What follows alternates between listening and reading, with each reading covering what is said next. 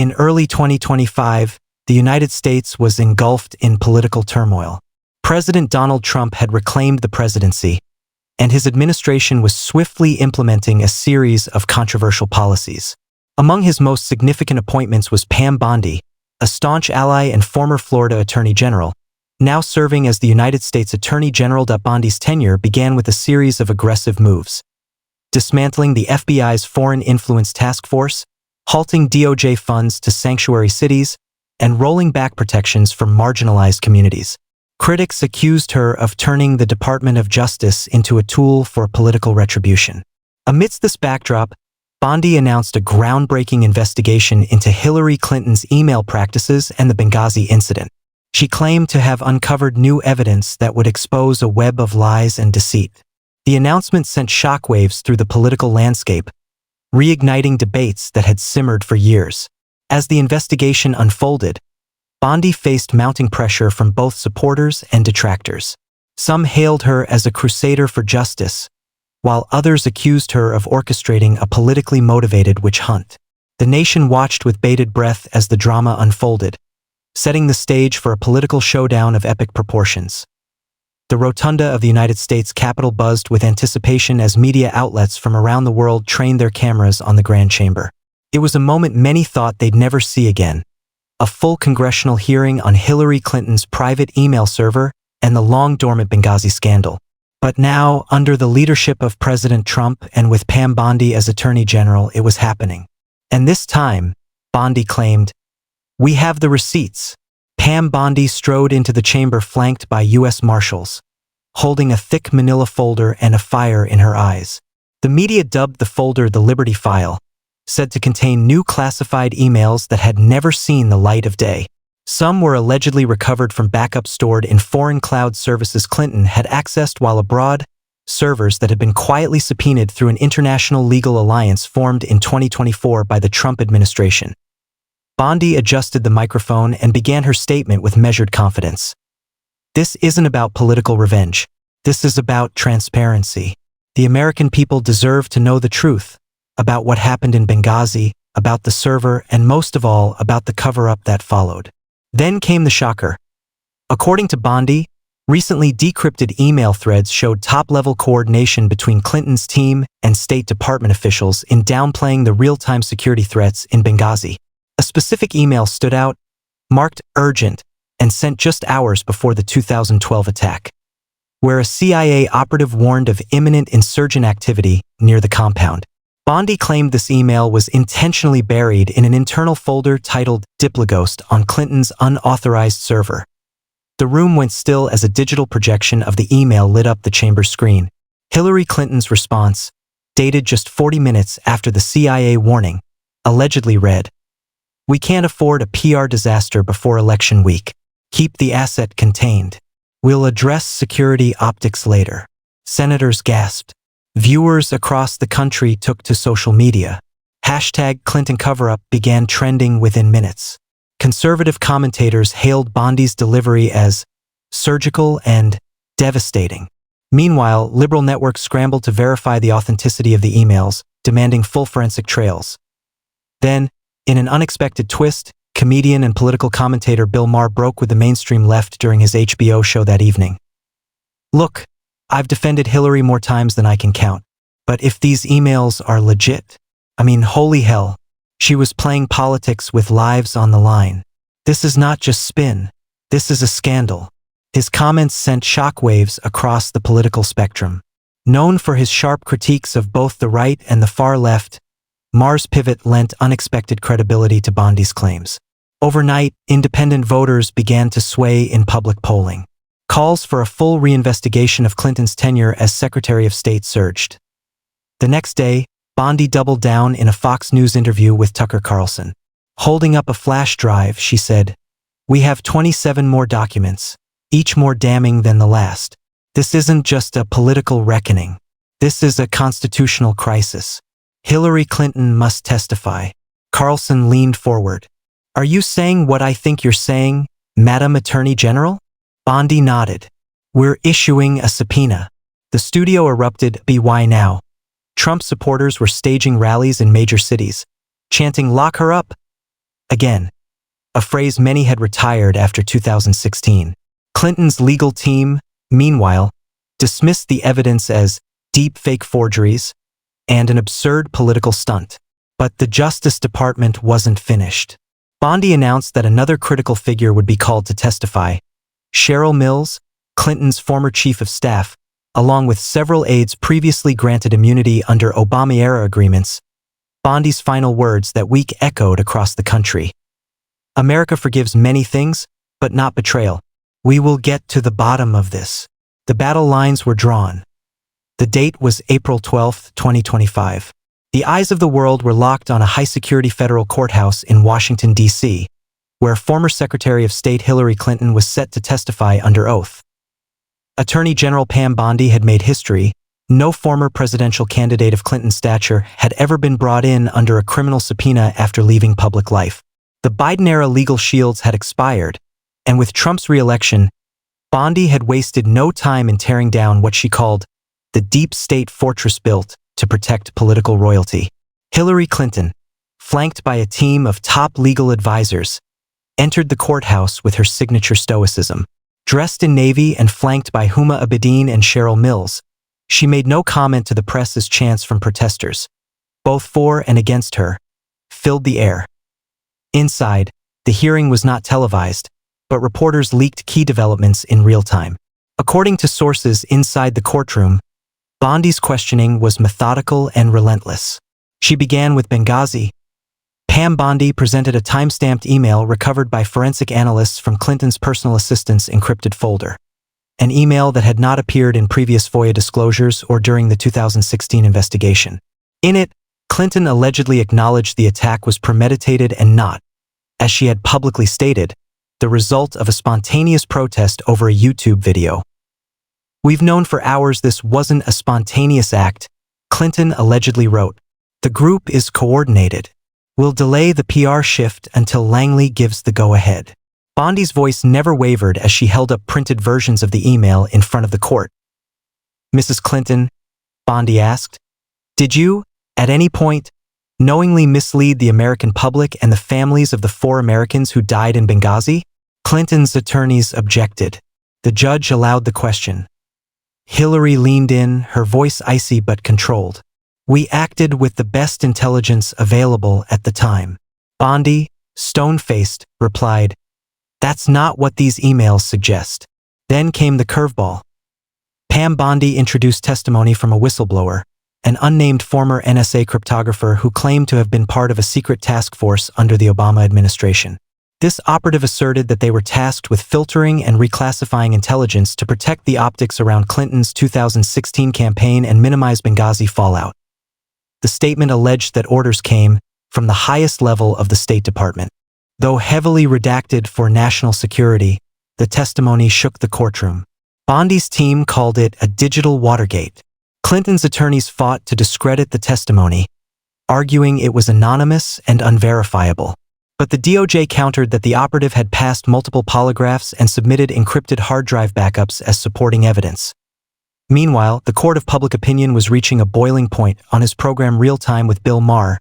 Maher again shocked viewers by distancing himself from Democratic talking points. "Look, I've spent years pushing back on conspiracy theorists, but this isn't Alex Jones territory anymore. If what Pam Bondi just laid out holds water, then Hillary Clinton has some serious explaining to do. And frankly, the left's silence on this? That's not courage. That's cowardice."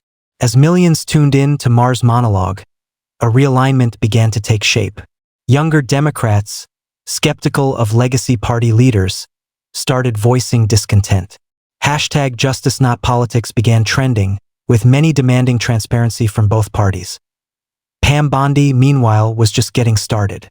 Her office issued a notice of intent to pursue a special grand jury to investigate what she called coordinated destruction of evidence surrounding Clinton's email server, an explosive press conference outside the courthouse. Bondi declared, "This isn't about the past anymore. It's about whether we still believe in one standard of justice. The time of excuses is over. Hillary Clinton lied. And now the law will speak." America, stunned, waited for what would come next. The news dropped like a thunderclap. A federal grand jury had voted unanimously to move forward with an official criminal inquiry into Hillary Clinton's handling of classified information and her potential obstruction of justice regarding the Benghazi attack. Attorney General Pam Bondi's months-long investigation had transitioned from speculation to formal judicial action. And the most explosive piece of evidence was still to come. 2 days after the grand jury announcement, Bondi's office held a nationally televised briefing. Americans across the political divide tuned in, not knowing whether they were about to witness a political stunt or the unmasking of one of the most significant scandals in U.S. political history. Bondi stepped up to the podium and delivered the words that would echo for days. Today, we are releasing a declassified digital forensics report conducted by independent security experts under the oversight of the DOJ. This report confirms that thousands of sensitive emails were intentionally deleted and metadata was altered, some even after they were subpoenaed by Congress. Screens in the press room flashed with snapshots of the report. Each slide detailed a disturbing trend. Clones of certain email threads found on an off-site server in Frankfurt, Germany had vastly different metadata than what Clinton had turned over to investigators in 2016. It wasn't just deletion, it was digital tampering. Then came the crowning moment, the release of an internal Clinton campaign memo recovered from a laptop once believed to be wiped clean. The memo read, in part, "If Benghazi escalates before Election Day, we redirect attention. Emphasize Trump's instability. Downplay video narrative inconsistencies. Delete all peripheral communication after September 26th. Mills will oversee." Bondi stared at the crowd and said evenly, this memo wasn't sent by a foreign adversary or a political operative. It was written by a senior campaign official under orders, we believe, from Hillary Rodham Clinton. The room exploded with questions. Some reporters were visibly shaken. MSNBC cut away from the feed. Fox News ran it live with a banner reading, "Clinton email scandal confirmed. Doge reveals Benghazi memo." Outside, demonstrators rallied once again, only this time the divide had shifted. Independents and moderate liberals began to peel away from party loyalty. In interviews with CNN, many voiced anger that they had been lied to for years by the very politicians they trusted. Meanwhile, inside Democratic leadership, panic set in. Party operatives scrambled to limit the fallout, issuing statements that downplayed the memo's significance. They attacked Bondi's credibility and painted the investigation as politically driven. But the damage had already been done. In Congress, a bipartisan group of lawmakers led by Senator Josh Hawley and, shockingly, Senator Kyrsten Sinema, called for a special prosecutor to determine if Clinton had knowingly lied to federal investigators in 2016 and obstructed justice. Even House Democrats, traditionally protective of Clinton, began to fracture, and then, in the most unexpected twist yet, a voice from Clinton's inner circle turned whistleblower, Jake Sullivan, now serving as an academic and former national security advisor, agreed to cooperate with Bondi's investigation in exchange for immunity. Sullivan provided sworn testimony that corroborated Bondi's allegations, admitting that internal strategy sessions during Clinton's tenure at the State Department involved managing perception of facts around both the email server and the Benghazi narrative. "We knew the optics would be fatal," Sullivan said. "So we engineered the story to minimize political liability." But it went too far. Pam Bondi, during a second briefing, didn't gloat. She simply said the truth was always there. All we did was refuse to look away. Suddenly, public polling showed a seismic shift. Trust in the DOJ under Bondi had risen dramatically, and Clinton's favorability ratings dropped to historic lows, even among women and millennials who had once been her most loyal base. And while Clinton still hadn't been charged with a crime, the writing was on the wall. She was no longer the untouchable titan of American politics.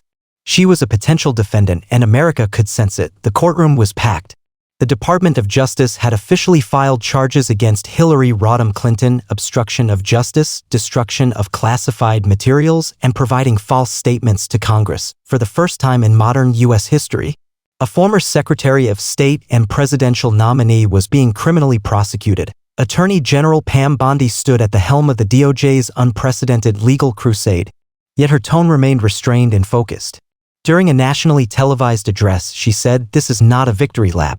This is a solemn moment in American history. Our institutions do not exist to serve personalities. They exist to uphold justice. Hillary Clinton betrayed that principle. And now the system she once helped lead will judge her." The indictment, built around thousands of documents, dozens of witness statements, and cross-confirmed digital forensics, was airtight. Clinton's legal team tried to paint the charges as politically motivated, calling them an abuse of power from a vengeful administration. But most Americans weren't buying it anymore. For years, the narrative surrounding Clinton's emails and the Benghazi attacks had lived in the shadow of politics. But Pam Bondi's methodical dismantling of the protective walls had forced the public to see the facts on their own terms, and there were other ripples. President Donald Trump, speaking at a rally in Tampa, Florida, praised Bondi's courage. Pam didn't just do her job, she did what every attorney general should do. She didn't care who it was, she cared what they did. Hillary Clinton thought she could get away with deleting 33,000 emails and blaming a video for a terrorist attack. Not anymore. In a surprising twist, Bill Maher dedicated an entire segment of real time to address what he called the rotting corpse of Democratic elitism. You don't get to be progressive and preach about integrity while you hide crimes for your queen. Hillary Clinton lied. Period. Pam Bondi just held a mirror up, and a lot of Democrats didn't like what they saw. Maher's audience, usually raucous and mocking of anything right-leaning, was eerily silent. Some clapped. Others looked down. But the moment marked a cultural turning point. By May, the Clinton Foundation was under investigation for alleged financial misreporting tied to foreign donors and misallocated charitable funds. Allegations that had long floated in political rumor mills but never taken seriously. Now, with federal eyes turned inward, nothing was off limits, and then came the video. On May 9th, Pam Bondi's office released a declassified deposition clip. A 43-second exchange between Clinton and a congressional investigator in 2016. Clinton smirks in the clip and says, "With all due respect, I think you're wasting everyone's time. The American people have already moved on." Bondi closed her next press briefing with a single line, "We never moved on. We moved forward with the truth." Across America, headlines roared, Clinton ERA ends in indictment. Justice at last. Benghazi families respond, "We waited 12 years for this day." Gold Star father Charles Woods, whose son Tyrone died in Benghazi, broke down on camera. "All we ever wanted was the truth. Not spin. Not politics. Just truth. Pam Bondi gave us that. I'll never forget it." As the trial loomed, Clinton remained defiant, calling the charges a dark day for democracy. Yet even longtime defenders began to hedge their support. The New York Times issued an editorial suggesting it was time for the Democratic Party to move on from Clinton-era entanglements. And as Pam Bondi walked out of her final press briefing on the matter, flanked by U.S. Marshals, legal aides, and her own unshakable resolve, she paused for one last statement. "In this country, we don't worship politicians. We hold them accountable. Justice doesn't come quickly, but it always comes." The courtroom doors closed behind her. The Clinton dynasty had fallen, not at the hands of a political opponent, but by the steady, determined hand of an attorney general who refused to let truth die in the shadows.